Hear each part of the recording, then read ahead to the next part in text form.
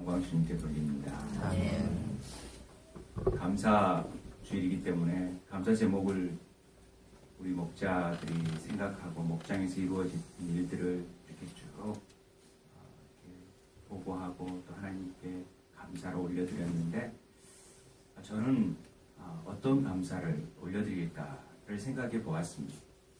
동독을 하면서 사도행전, 그래서 너무나 감사하게 데살로니가전서 보니까 범사에 감사하라, 끊임없이 감사하라, 이런 본문들이 나와서 이런 본문 택해서 하나님께 감사하면 참 좋겠다 했는데, 제게는 이 사도행전 13장 1절부터 3절 말씀이 저를 돌아보고 또 우리 공동체에 보여주시는 은혜를 생각해 가면서 특별히 감사할 수 있는 본문이었다고 생각을 했습니다.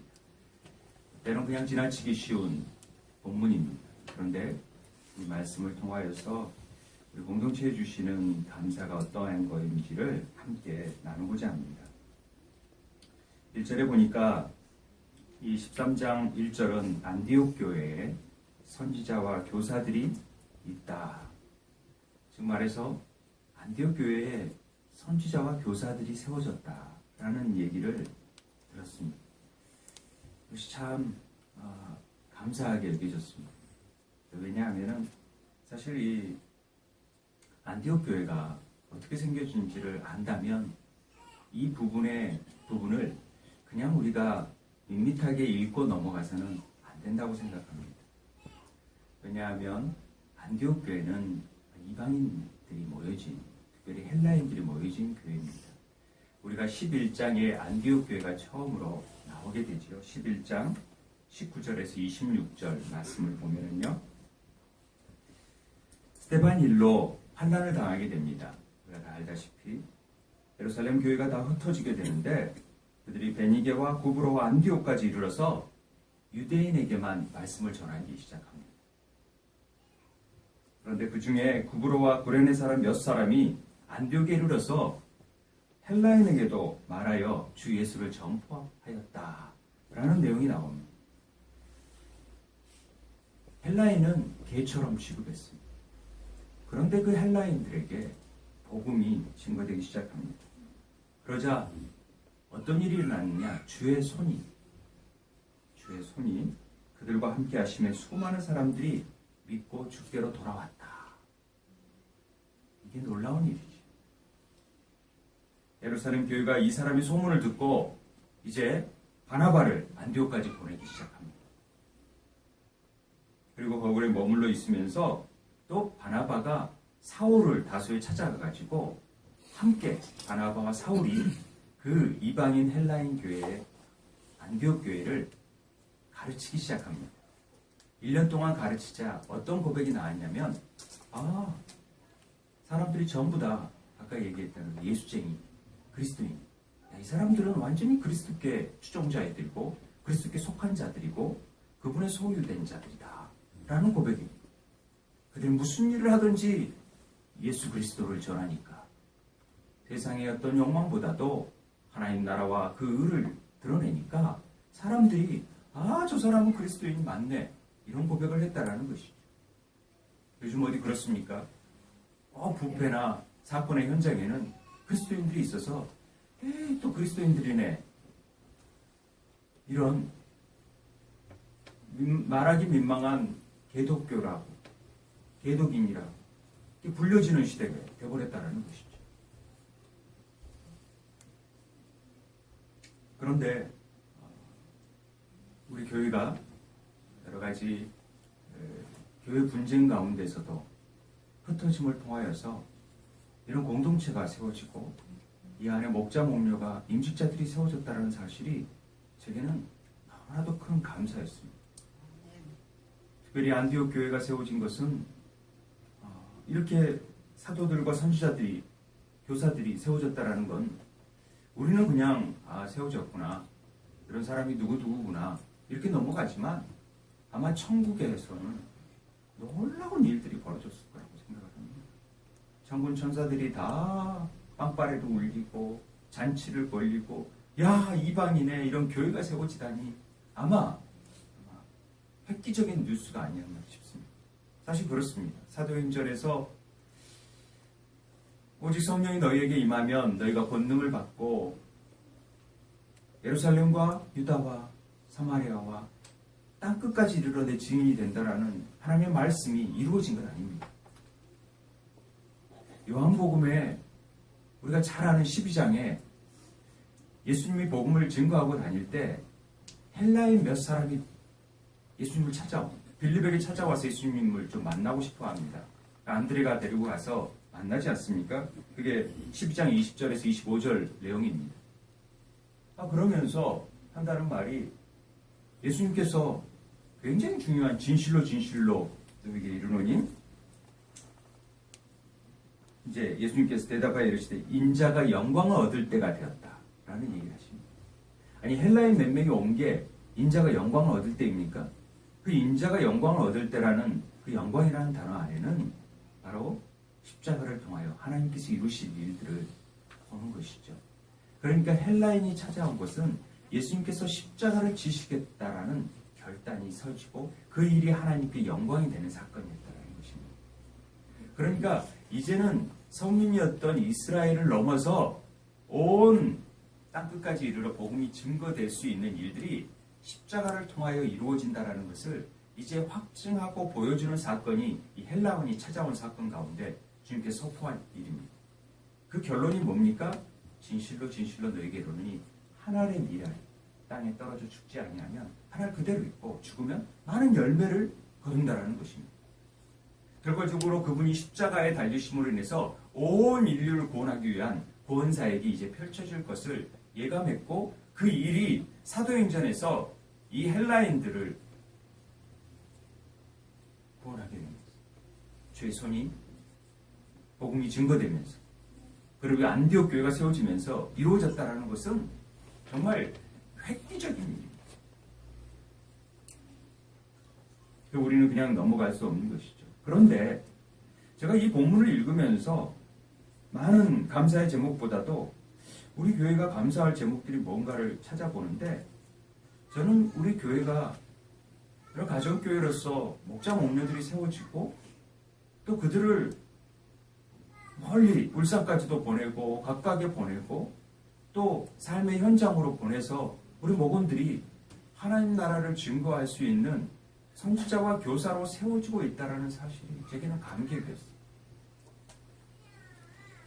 하나님께서 기뻐하실 일이었고 또 우리에게 주셨던 비전이 개척교회에게 개척하라는 말씀을 주신 것을 이해하지 못했었는데 이게 바로 이런 뜻이었구나라는 것들을 알아갈 수 있다는 것이 감사했습니다. 바나바와 니게르라 하는 시므온, 구레네 사람 루기오, 곤붕왕 헤롯의 젖동생 마나엔 및 사울. 바나바와 사울은 우리가 잘 알지요. 사울이 어떤 자였습니까? 바나바는 우리가 너무나도 익히 알았던 너무 멋진 사람이었죠. 그런데 사울은 그렇게 완악한 자가 하나님 앞에 변화되어져서 하나님께 쓰임받을 수 있다는 것이죠. 그리고 니게르라 하는 시므온은 니그로잖아요. 니그로. 흑인이라는 뜻입니다. 흑인 시므온. 구레네 아마 시므온, 예수 십자가를 지은 시므온인지 동일 인물로 많이 보는 사람들이 많습니다만 그런 흑인이 안디옥 교회에 이 안디옥 교회를 통하여서 전 세계적으로 복음이 선포되게 되는 선교의 전진기지가 되는데 그 지도자로서 세워졌다는 거다. 저는 이걸 보면서 또 젖동생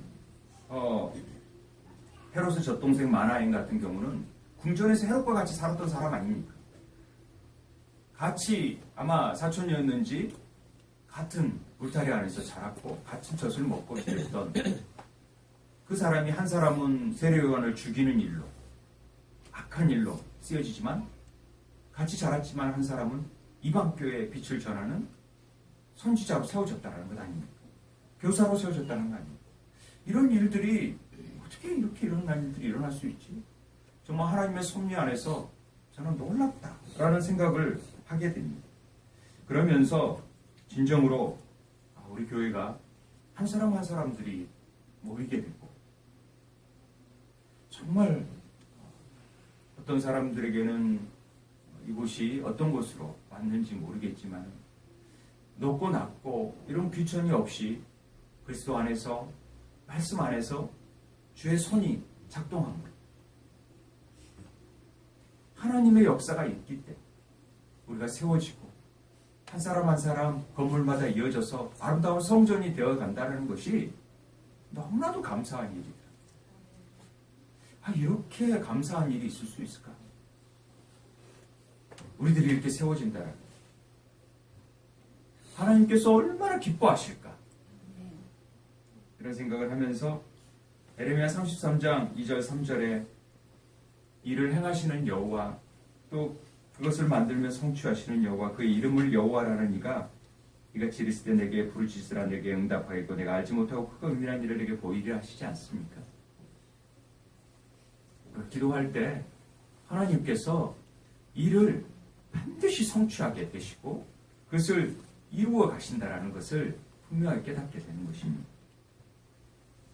하나님께서 5년 동안 줄기차게 그리스도라는 일에 대해서 우리가 가르쳐 주셨습니다. 저는 이것도 너무 감사했어요. 제가 말씀을 받으면서 그리스도가 뭔지, 왜 예수는 뭔지, 그리스도가 뭔지, 근데 왜 이렇게 그리스도를 막 찾게 하시고 온 성경을 다 뒤져보면서 그리스도라는 그것을 다 추려내게 하시고 왜 그리스도로 말미암아 그리스도와 함께 그리스도로 인하여 그리스도 얘기하는 그리스도가 하나님의 능력이고 그리스도가 우리의 비밀이고 왜 그리스도 하신지에 대해서 조금씩 우리 교인들과 알아간다는 것이 저는 너무나도 감사했어요.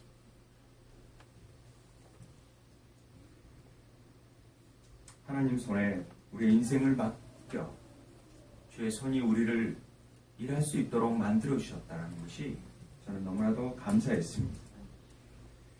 우리는 분명하게 하나님의 심판대 앞에서 그리스도 심판대 앞에 설 것입니다. 그런데 우리가 함께 주를 바라보고 말씀의 공동체, 또 예배 공동체, 가족 공동체, 제자 공동체, 키움 공동체 사명을 가지고 나아가 달려갈 길 다 마치고 주님 달려왔습니다라고 고백할 수 있는 동지들이 생겨서 너무 감사했습니다. 아직도 달려갈 길이 많이 남아있습니다.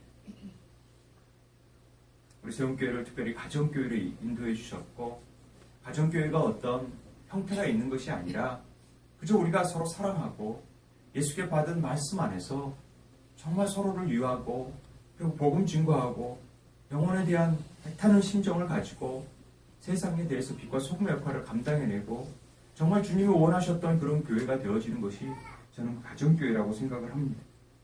그래서 우리가 교회의 본질을 향하여서 늘 고민하면서 나아갈 수 있다는 것도 얼마나 감사한지, 그리고 우리가 이렇게 섬길 수 있다는 것이 얼마나 감사한지, 그리고 신령한 집으로 거룩한 제사장으로 세워질 거라는 믿음이 있기 때문에 너무나도 감사했습니다.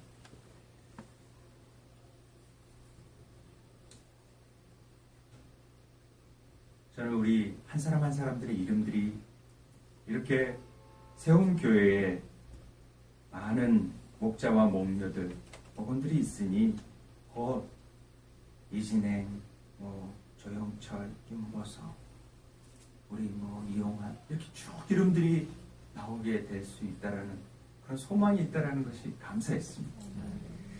그리고 오늘 한 해 등록한 사람들을 보니까 우리 김춘호, 김민영, 문지성, 배자영, 박은권, 김순도, 이영원, 임지훈, 강민정, 장푸른, 우리 효진 형제까지 있다라는 것이 너무 감사해요. 한 사람 한 사람 이름들이 그들이 왜 모여 있습니까? 2절에 보니까 주를 섬겼다는 것이죠. 우리가 우리 섬기고 우리의 욕망과 우리의 이익을 위해서 모여진 게 아니라 주를 섬기는 공동체였다는 것이죠. 가족처럼 지내는 것도 좋습니다. 그러나 우리가 말씀 안에서 하는 것 좋습니다. 그러나 우리는 주를 섬기는 자들. 그러니까 주라고 고백할 수 있다는 것이 감사고 그분이 주시니까 우리는 종이라는 것에 감사. 우리가 노예된다는 것이 감사했습니다. 주님의 뜻대로 주님의 영광을 위해 살아간다는 것이 감사했고 또 금식할 때, 기도할 때 하나님의 뜻을 잘 생각하면서 정말 우리가 하나님의 영광만을 구현하는 자들로 살아갈 수 있다는 것, 그것이 얼마나 감사했는지 모릅니다. 기도할 수 있다는 것은 너무나 큰 감사입니다. 새벽마다 요즘은 좀 추워서 뜸하지만 그래도 많은 분들이 나와서 기도할 수 있다는 게 너무 감사합니다. 제가 가지고 있는 즐거움을 내려놓고 오직 하나님만으로 채우겠습니다. 이것이 금식 아닙니까? 그리고 더 나아가서는 이사야에 우리가 58장 6절에서 금식은 하나님이 기뻐하시는 금식은 흉악의 결박을 풀어주고 멍에의 줄을 끌어주며 압제당하는 자를 자유케 하며 모든 멍에를 꺾는 것이 아니겠느냐. 즉 정말 우리가 이렇게 영혼에 결박되어 있고 사슬에 매여 있는 자들에게 복음을 증거함으로 그들을 풀어줄 수 있다는 것이 감사했습니다. 그리스도의 비밀을 깨닫고 그 복음을 증거할 수 있다는 것이 또 우리 그런 교회가 세움교회라는 것이 너무 감사했습니다. 그리고 기도할 때 성령께서 우리를 인도해 가시고 그 인도함을 받을 수 있다는 것이 감사했습니다. 그 일이 새 일이 될 거라고 저는 믿습니다. 특별히 바나바와 사울을 따로 세우고 금식하고 기도하고 두 사람이 안수하여 세상으로 보낼 수 있다는 것이 감사했습니다. 우리가 정말 안수는 못했지만은 울산에 지금 두 가정이 가서 이렇게 목자로 세워지는 것이 또 이렇게 가정교회를 알아가는 것이 너무 감사합니다. 정말 오버하는 줄 알았습니다. 근데 정말 이렇게 놀라운 일들이 일어나고 있다는 것이 또 이런 가정교회를 아는 것이 너무 기쁩니다. 목자하기 싫다고 하는 사람이 목자로 세워져서 이제는 목자 너무 감사합니다. 세워주셔서 이런 것이 제가 세운 겁니까? 하나님께 감사하는 그런 내용들이 너무 감사했습니다. 우리가 정말 감사하는 내용들을 돌아보면은 아파트 당첨이 됐다든지 차가 팔렸다든지 집이 팔렸다든지 뭐 또 학교에 갔다든지 아이들이 뭐 좋은 일이 있었다든지 이런 감사들도 있을 수 있겠죠. 그러나 한편으로는 정말 이렇게 말하기도 민망할 정도의 어려움 속에서 또 건강이 갑자기 어렵게 되어가지고 또 상상하기도 어려운 일들을 당하시는 분들이 있을 겁니다. 그런데 그런 것들을 통하여서 우리가 하나님에 감사하지 않는다, 또 이런 것들만 감사한다라고 말하는 것 자체가 너무 우리가 단편적이고 내중심적인 조건에 맞는 감사가 아닌가를 또 생각해 봤습니다. 그런 게 아니라 우리가 어떠하든지 어떤 형편에 있든지 정말로 로또가 당첨되면 감사합니까? 그게 나중에 가서는 그게 얼마나 큰 화근이 될지도 모르잖아요. 그러니까 내가 성공한 것만이 감사입니까? 아니라는 거 있죠. 아까 장미꽃 준 것도 너무 감사한데 장미꽃 가시 준 것도 감사할 수 있어야 된다는 것이죠. 왜냐하면 지금 예루살렘에 흩어지고 도망치는 사람들이 그런 사람들을 통하여서 교회가 세워진다는 것은 엄청난 감사예요. 분쟁이 일어난 것에 대해서 아파하고 너무 이런 일들에 힘들어하고 트라우마가 걸릴 만큼 그랬지만은 나중에 보니까 이게 너무 감사할 일이라는 것을 깨달아갔습니다. 그런 일이 없어야 되지만 그런 일을 통하여서 또 다른 교회들이 생겨났다는 것이 너무나도 감사한 것이죠. 우리의 관점이 하나님의 관점으로 바뀌어질 때 우리의 감사는 더 빛을 날 거라고 믿습니다. 우리를 택해 주시고 우리를 구원해 주시고 하나님의 은혜를 입은 자로서 세워져 간다는 것이 우리는 더할 나위 없이 감사하게 될 수 있는 제목이라는 것입니다. 한 해 동안 베풀어 주신 은혜 정말 말할 수 없이 시간이 부족할 만큼 감사의 제목을 꺼내놓으라면 아마 시간이 너무나도 부족할 것입니다. 그러나 우리 교회를 교회되게 하시네 진심으로 감사합니다. 한 사람 한 사람을 보내주시고 하나님의 사람으로 세워가게 하시니 진심으로 감사합니다. 그리스도 안에서 모든 걱정, 염려, 불안 이런 것들 다 내어버리시고 항상 감사하면서 기뻐하면서 정말 주를 위하여 찬송하는 그런 세움의 지체들이 되기를 주의 이름으로 축원드립니다. 여러분 삶에 감사가 넘치는 은혜가 충만하길 기도합니다. 우리 함께 기도하겠습니다. 다 같이 우리 잠깐 짧은 시간 하나님 우리를 구원하시는 은혜, 이곳에 있게 하시는 은혜 참 감사합니다. 모든 것이 하나님의 은혜입니다. 우리 기도하겠습니다. 아버지 하나님 감사합니다. 우리 삶 속에서 십자가의 놀라운 은혜와 사랑으로 이끌어 주시고 오늘 우리를 세워 주시고 이 자리에서 감사를 고백할 수 있고 하나님께 영광을 돌릴 수 있고 또 어려운 여건 가운데서도 주 이름을 높일 수 있다는 것이 그것이 반드시 가장 멋지게 우리의 삶을 변화시키고 이끌어 나간다는 것에 감사를 주시옵소서. 주께서 주시옵소서. 우리가 믿음으로 나가기 원합니다. 우리 믿음을 지켜주시고 아버지 하나님, 어떤 상황 가운데서도 구원의 감격을 가지고 감사하며 찬송하는 자들이 되게 하여 주시니 감사드립니다. 전국에 나중에 궁극적으로 하나님의 그 기가 막힐 은혜를 영광의 도구가 될 것을 기대하며 소망하며 감사함으로 찬송함으로 주님 앞에 나아갑니다. 우리의 기도 가운데 주님 영광 받아 주시옵시고 늘 주님을 소리 높여 찬송하며 기뻐하며 감사할 수 있는 자들 되게 도와 주시옵소서. 지금까지 우리 공동체를 이끌어 주셨듯이 앞으로도 더 멋지게 이끌어 가실 주님을 찬양하며 이 모든 말씀을 주 예수 그리스도 이름으로 기도드리옵나이다. 아멘. 우리 알고 구원하신 주 감사 1절만